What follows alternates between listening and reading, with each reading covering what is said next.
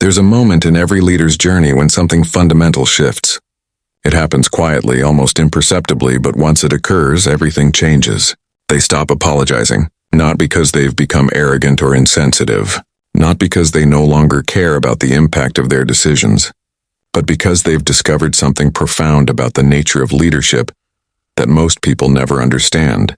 They realize that seeking forgiveness is the fastest way to destroy their capacity to lead. Watch a conscious leader navigate a difficult situation where their decisions have caused pain, frustration, or conflict. Notice what they don't do. They don't rush to explain themselves. They don't seek understanding from those affected. They don't ask for forgiveness.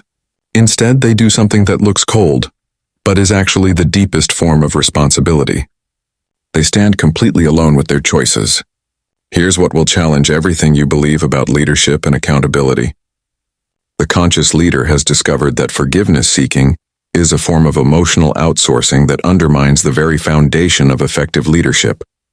Most people lead from a place of constant validation seeking. They make decisions, then immediately begin the exhausting work of getting everyone to approve of those decisions. They spend more energy managing people's feelings about their choices than they spent making the choices themselves.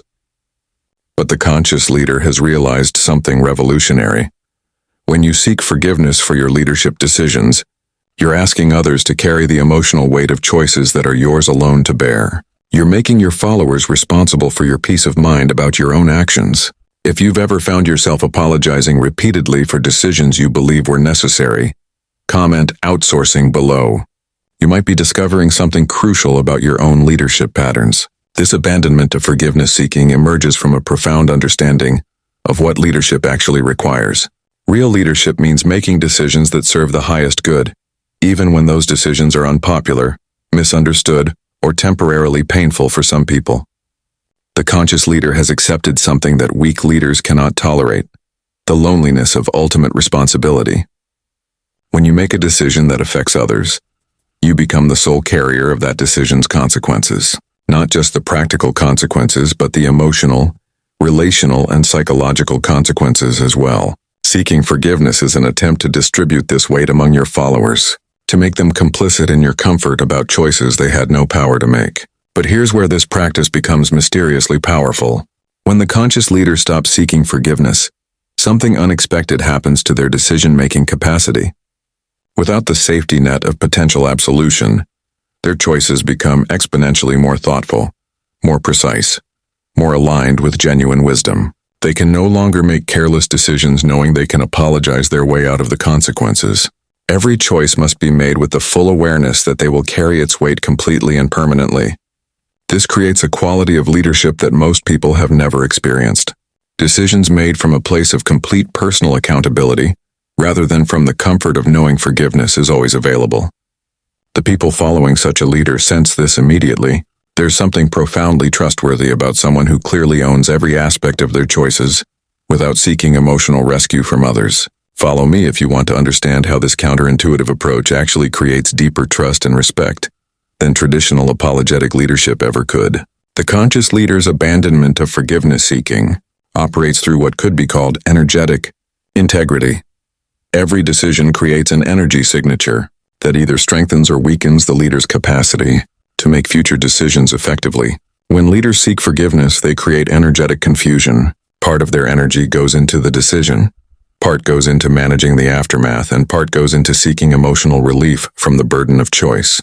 This fragmentation weakens their decision-making capacity and creates followers who are constantly managing their leader's emotional needs rather than focusing on the mission. The conscious leader maintains energetic unity by accepting complete responsibility for every choice without seeking external emotional support for carrying that responsibility. This creates something remarkable in organizational dynamics.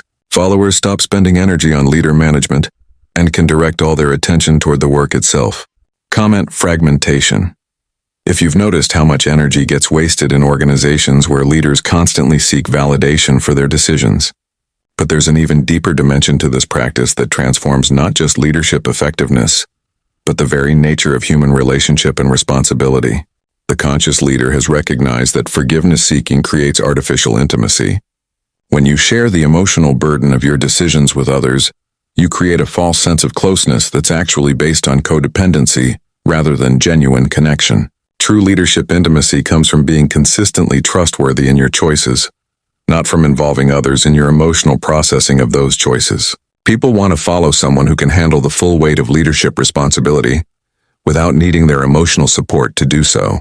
They want strength, not shared vulnerability around decision-making. This doesn't mean the conscious leader becomes emotionally unavailable or distant. It means they process the emotional aspects of leadership privately, maintaining clean boundaries between their internal experience and their followers' needs for clear direction. And here's what's beautiful about this approach. When followers aren't burdened with managing their leader's emotional needs around decision-making, they develop their own capacity for handling responsibility without seeking external validation. The conscious leader models what it looks like to carry the weight of choices completely, and this modeling develops similar capacity in others. Organizations led this way become exponentially more effective because energy flows toward results rather than toward emotional management of decision makers. But here's where this teaching reveals its most profound implications for anyone in any position of responsibility or influence. You don't have to be in formal leadership to benefit from abandoning forgiveness-seeking. Every adult human is leading something: their family, their work, their relationships, their own life. Most people exhaust themselves seeking forgiveness for the choices required by these leadership responsibilities. They want their partner to understand why they had to work late. They want their children to approve of their parenting decisions. They want their friends to validate their life choices. But the conscious leader principle applies universally. When you seek forgiveness for choices that were yours to make, you weaken your capacity to make future choices effectively and burden others with emotional responsibility that isn't theirs. Right? Universal. If you can see how this principle might transform your approach to personal responsibility beyond formal leadership situations, the practice begins with what the conscious leader calls choice ownership. Every decision gets made with the complete acceptance that you will carry all consequences alone, without seeking external emotional support for that carrying. This doesn't mean you don't consider others' needs when making decisions. It means that once the decision is made, you don't ask others to help you feel better about having made it. The decision and its consequences become entirely your spiritual and emotional responsibility. Others may be affected by your choices, but they're not responsible for your comfort about those choices. This creates something that weak leaders never experience: the profound satisfaction of complete autonomy and responsibility alignment. When you truly own your choices without seeking external validation, decision-making becomes a pure expression of your deepest values and wisdom, rather than a negotiation with others' emotional comfort levels. Follow for more content that explores these advanced principles of conscious leadership and personal sovereignty, because what I'm about to reveal will show you how this practice transforms entire organizational cultures. The conscious leader's approach creates what organizational psychologists call clean decision environments, spaces where choices get made based on wisdom, values, and strategic thinking, rather than on what will require the least apologizing afterward. When leaders know they won't be seeking forgiveness for their decisions, they become exponentially more careful about alignment between their choices and their deepest integrity. They can't afford to make decisions that contradict their values, because they won't have the relief valve of apologetic explanation to manage the cognitive dissonance. This forces a level of self-knowledge and value clarity that most leaders never develop.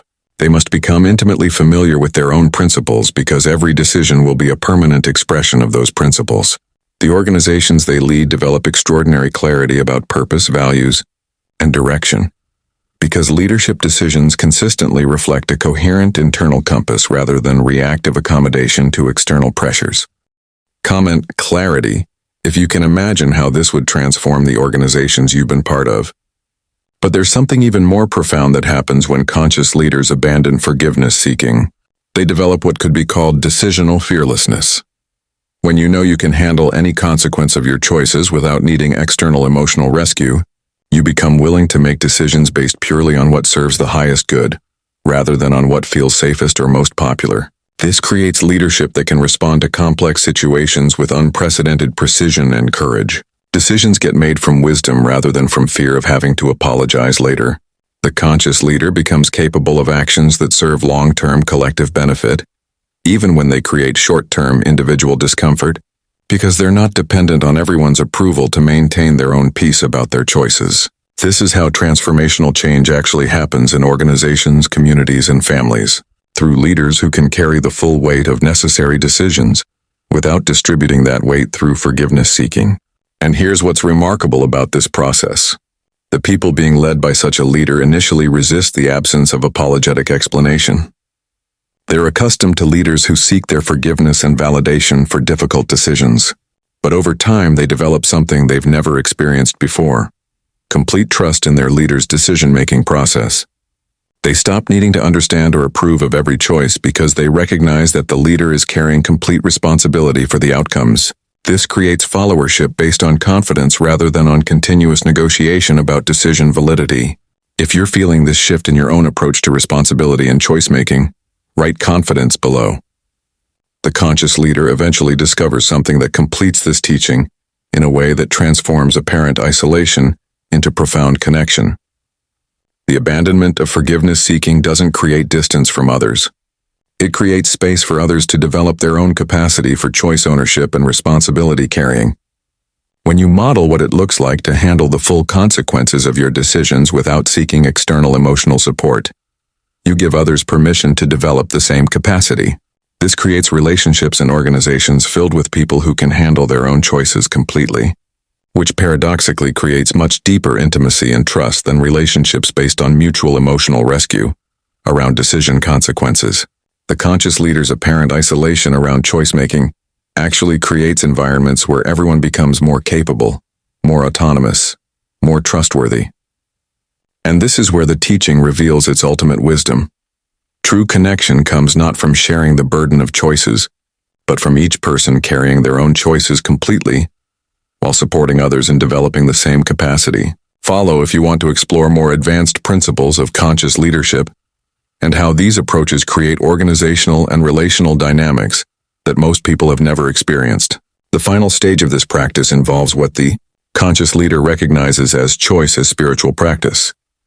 Every decision becomes an opportunity to express your highest understanding without seeking external validation for that expression. Decision-making transforms from a social negotiation process into a private spiritual discipline.